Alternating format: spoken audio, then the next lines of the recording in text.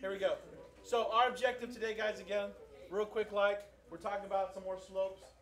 Some things that you need to know about slope. If you're trying to find an equation of a line that's parallel to another, the two slopes must be the same, equal.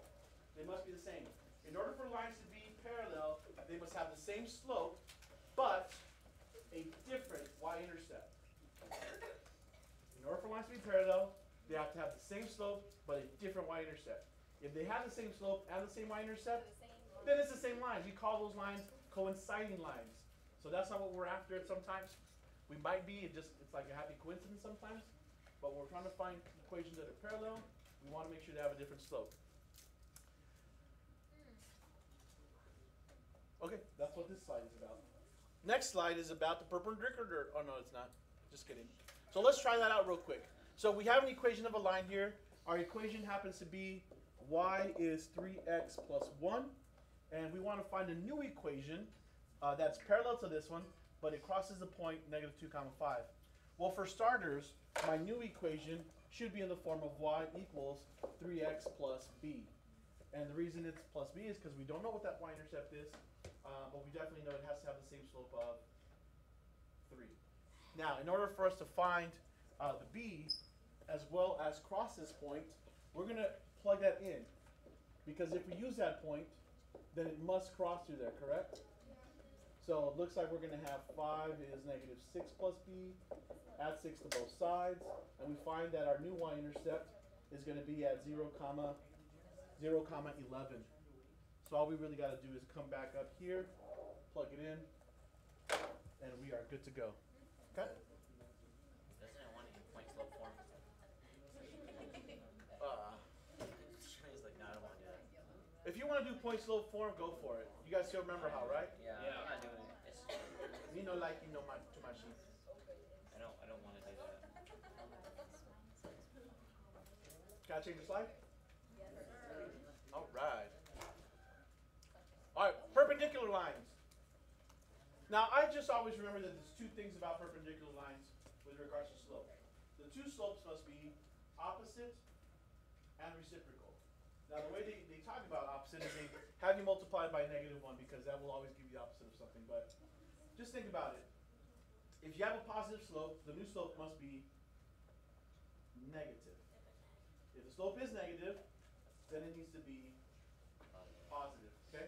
So they need to be opposite in sign, and then reciprocal as far as rise and run is concerned. Okay? Questions there? Someone still writing something down? Going? Adios. So here's an example. They want us to find a line that's perpendicular to the one equation x plus 3y minus 12. Why is it on there twice? Oh, did I do that? No, I didn't. All right, so what is the slope of our first line? 1/3. Negative 1/3. Okay? It's negative 1/3. It's opposite a over b, right? Okay. That means for my new slope, and I'll go ahead and just write this as y equals, I want it to be the opposite of negative, which is positive. Positive 3. Yeah, and then if I reciprocal 1/3, I'd be getting 3 over 1, which is just 3. So I've got 3x plus b. What else do they want? Is that it? Yeah. Okay.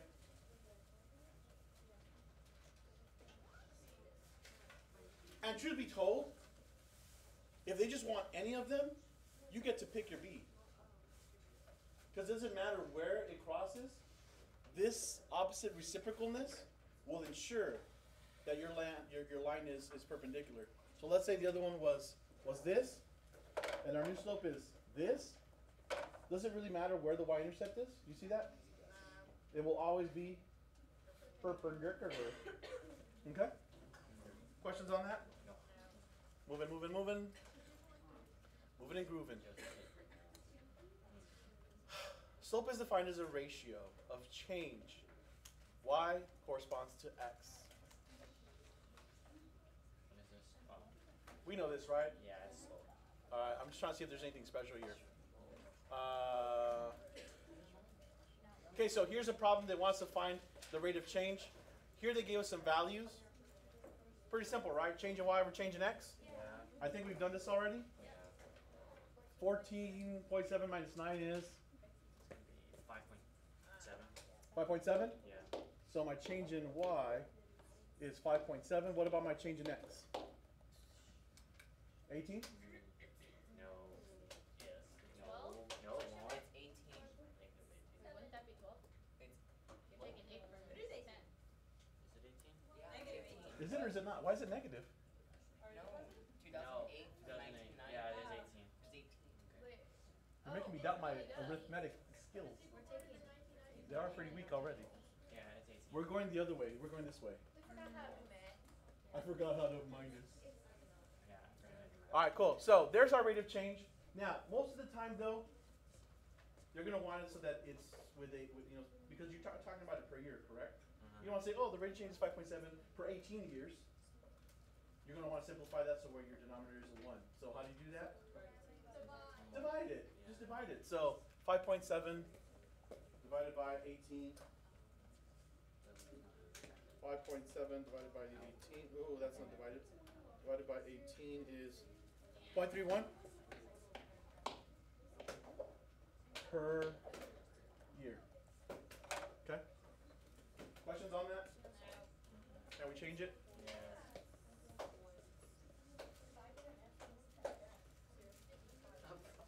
I've got 2 more slides. Tomorrow. We talked about this guy, yeah? We talked about average rate of change. Average rate of change is this thing called a secant line. We're looking at the average across a couple of points.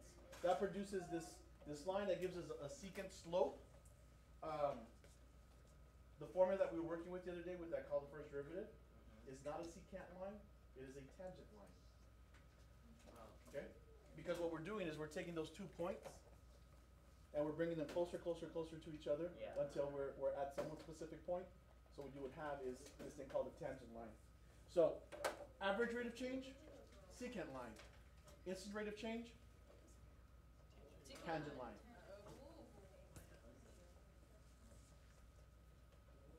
Can I change it? Yeah. It's just information. And finally, let's find average rate of change here. Okay, go. Let's see what you guys can do.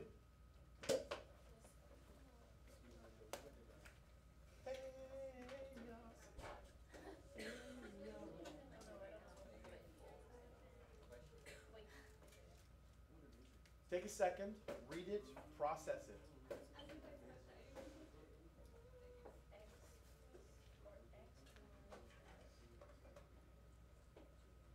Oh.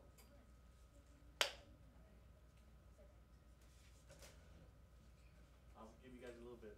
Let you guys Average rate of turn to your neighbors, see if they can help you out. Okay, what is that thing? What is that? Would it be 0 minus? It's negative 2. Oh, you plug it into the equation. Oh, I thought Wait, negative 8. negative 2. Oh, I see. Oh, yeah. Negative 8, right? So 0, negative 8, and then x cubed. So then it would be 0. Oh, I got it. Okay, that's easy. I can do that.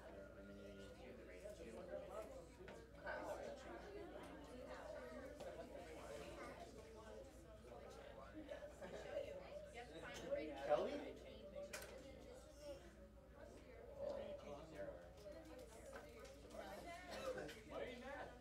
Oh wait, whoops, I forgot it too. What's your last name? Okay, that makes more sense. Thank you! Sorry. Thank you! No, wait. Thank you. The dojo has spoken. Cal. Lee. What'd you guys talk about? What'd you guys come up with? Oh. Where's my disrespect button? Just kidding. I need to put some negatives. I'll do it later. Some funny ones, huh? Gabriela. What'd you guys come up with? What does that mean? I'm gonna come back to you because everybody gets to answer. When the dojo calls, so we're gonna come back to you.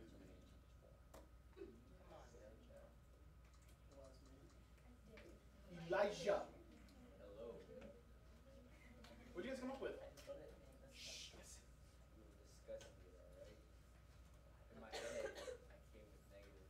you were discussing with yourself? Heck yeah, with No, you were supposed to turn to your neighbor. I did Anyways, tell us what you came up with. -4. Oh, you came up with something already? Sure. Yeah, I did too. I heard -4. Okay. Thanks for helping out. How'd you come up with that -4? I did math. It grabbed it. Explain. Explain. That's what we care about, right? I plugged We don't in- want your answers. Tell me how to do it, man. Alright, for x1 over -2. All right. I could probably call more people. And we were like, we are overthinking this. You want to try it real quick? What'd you come up with? They're giving you x values, so just plug in for x, and then you would have, you got the -4 because you get -8, and then there's a 0 for the other one, and then to get like the average, you would add the values together and divide by how many there is, right? Ah, nice. I like what you're doing there. You were about 80% correct. Okay. How do we find average rate of change? Your y. You have this funky formula, right? Yeah. What is, okay, so yeah, so change in y over the change in x, and we called that y sub 2 minus y sub 1 over x sub 2 minus x sub 1, correct? Yes. Okay, now, look, they gave us x sub 2, x sub 1, right? Yeah. So in the denominator, I need to have, what is it, 0 minus -2? Yeah. But in the numerator, they didn't give me any y's, did they? Yes, I did. Yeah, they did. Here's why. So if I take, let's start with x sub 0. Let's start with x sub 2. If I put x sub 2, which is 0, in here, that means that f of x sub 2 is equal to how much? 0. So I'll put 0 right how? Right? Riches. What would f of x sub 1 be? I'm going to take away -8, which means I'm going to get 8 over 2, which is a positive 4. So here's what happened. Let me redo this. This formula became f of x sub 2 minus f of x sub 1 over x sub 2 minus x sub 1. So instead of using y's, we used function notation. We used function notation. Chocolate. Does that make sense? Preguntas. Questions.